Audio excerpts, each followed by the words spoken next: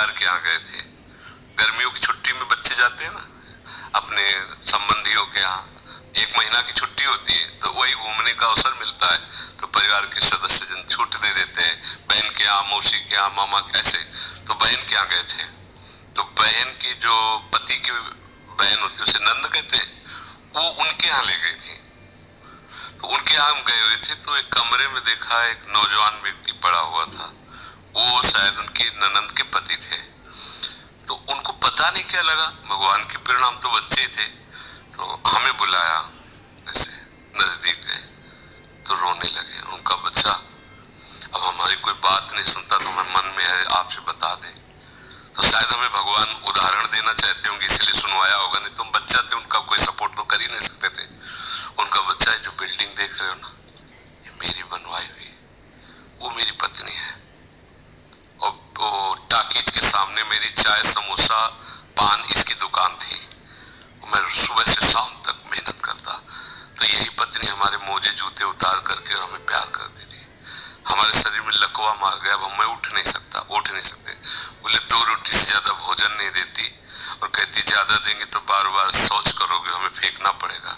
बोले हमको मारती भी है, हमसे बात नहीं करती, चिल्लाते रहते हैं, हमारे सामने दूसरे पुरुष को बुलाती है, बात करती है ऐसा। बोले किससे कहूँ, अगर कहूँ तो ये मारेगी आकर के, कहना नहीं। तो हम बच्चे थे, पर वो बात हमारे दिमाग में, हम बार बार सोचा इस विषय कि मेरे से क्यों कहा, तो शायद मुझे शिक्षा भगवान दिलाना चाहते थे, एक उदाहरण हमारे दिमाग में।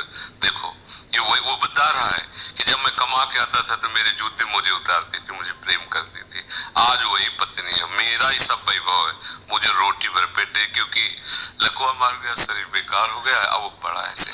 अब उस व्यक्ति का कौन मित्र होगा, कोई प्यार से बात, तभी तो हम बच्चा थे, हमें बुलाया, कोई प्यार से बात नहीं कर सकता, वही व्यक्ति है जिसने अपने जीवन को सजाने की चेष्टा की। लेकिन एक मित्र है जिसको वो नहीं जानता था, इसीलिए अगर उस मित्र को जानता होता तो उसको रोना नहीं बनता, वो केवल उसी से बात करता और जीवन बदल जाता। वो कर तुम अकर तुम अन्यथा कर तुम, सच्ची मानो। हमें डॉक्टर ने कहा था आज के कम से कम 17 वर्ष पहले, दिल्ली के थे, सब जांच की, और उनका बाबा तुम संत हो इसलिए तुमसे कोई छुपाव नहीं है, तुम्हारा कोई घर का नहीं कि जिससे मैं बता सकूं, तुम इसे डायरेक्ट कह रहा हूं। तो 2.5 वर्ष, आखिरी 5 वर्ष, ये किडनी खत्म और आप मर जाओगे। तो इसलिए बता रहे हैं कि आप भजन कर लो बस 2.5 वर्ष और। तो हमने भी ठान लिया था कि हाँ ठीक है ऐसा ही। आज 17 वर्ष तो हो ही गए, लगभग 17 वर्ष, बड़ा लंबा सफर है। अभी आपके सामने बैठे हैं, फेल भी है और पास भी है, नहीं पास है। देखो जो दिनचर्या में चाहिए वो हमारे शरीर कर रहा है, तो हम पास है, और फेल इसलिए कि संसार की दृष्टि से वो किडनी फेल है। अगर भगवान का भरोसा ना होता तो सोचो आज हम कितने परेशान होते, शरीर को लेकर, पैसे को लेकर, कितना खर्चा, कैसी दवाइयां, कहां से डॉक्टर, कहां लाते, क्या कुछ नहीं करना होता। वो अपने आप डॉक्टर रो करके कहते कि मेरी सेवा मत छीनना, बैठे हजारों कोस दूर और रोज संपर्क, महाराज जी की क्या इस समय स्थिति है, अच्छा ये दवा दे देना, अच्छा आप ऐसा कर दे। तो हम देखते किसका दुलार है, जिनको हजारों रुपया दे के समय लिया जाता है, वो फिर बात करते हैं, वो भी अपने ढंग से। आश्चर्य की बात, डॉक्टर उसे दुनिया से क्या मतलब, रुपये से मतलब है।